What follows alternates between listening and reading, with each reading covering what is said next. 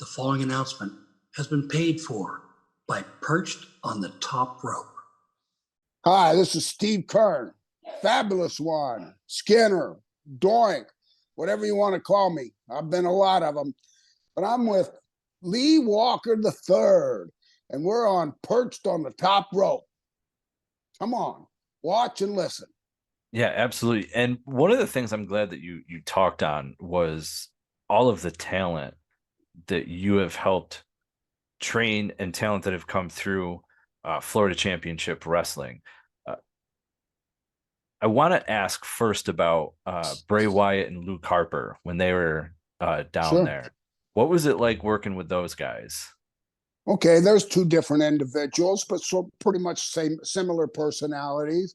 Humble, very good at what they did, very focused. But here's the difference. Bray Wyatt's a third-generation wrestler.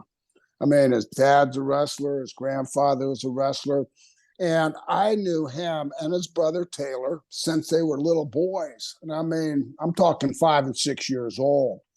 Matter of fact, when Bray and Taylor were in FCW, my wife Terry would bring pictures in or old Christmas cards from their family from when they were kids. And one time she brought a Christmas card from the Rotundos, and they all had turtleneck sweaters on. And both the boys went nuts. Oh, Mr. Keirn, don't show everybody those pictures, man. We hated them turtleneck sweaters. My mom made us wear them turtleneck sweaters. We hated that. But I got such a kick out of being so connected generation-wise with so many of them's dads. I mean, Curt Hennig was one of my best friends. To have his son Joe, that's my attack miniature dachshund, by the way. He got no control. He's like your cat. There's no talking to him. He's 14 years old and there's nothing to bark at. He's just wondering what the hell's going on with the lights out. But you know, the second generation, Natty Neidhart. I mean, I've known her since she was a little girl. I mean, Ricky Steamboat's kid came through. Jerry Briscoe's kid came through. Barry Dorsow's son came through. Ted DiBiase, both of his boys came through. And if it wouldn't have been for me, Ted DiBiase, those boys would have never been born because we were in Atlanta, Georgia, and Ted lived in down by the airport. It was a horrible part of town in Atlanta, and I lived out by Stone Mountain, and I talked Ted into moving to Stone Mountain because he drove like 900 miles an hour. He was fun to ride with after working for Bill Watts in the Louisiana Territory. So when he moved out there, he met his wife in an apartment complex, and he said, you know, if it hadn't been for you, I'd have never met my wife. I said, well, that means that you'd have never had these two boys that are in here under me, right? And they go, yeah. So whenever they messed up, I said, hey, man, the one for me, you guys wouldn't even be here.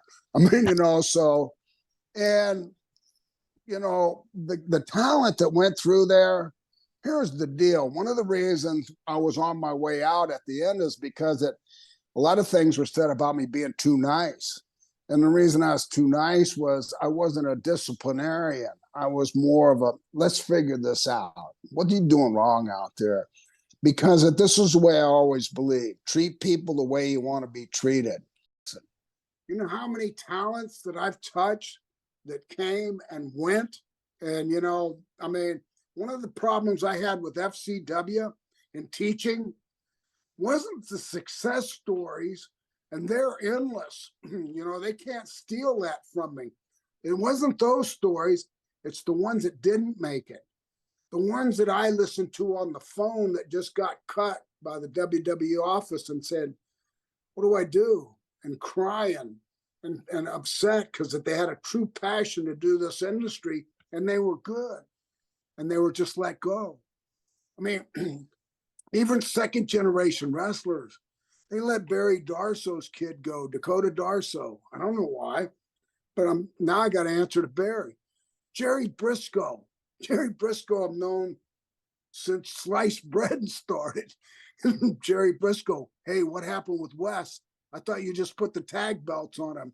I said, I did, but I don't know what happened. I do know what happened. It's politics.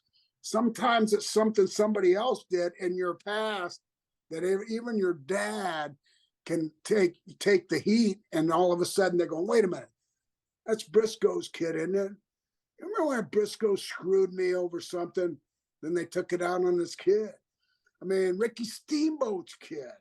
Ricky Steamboat's kid looked just like Ricky.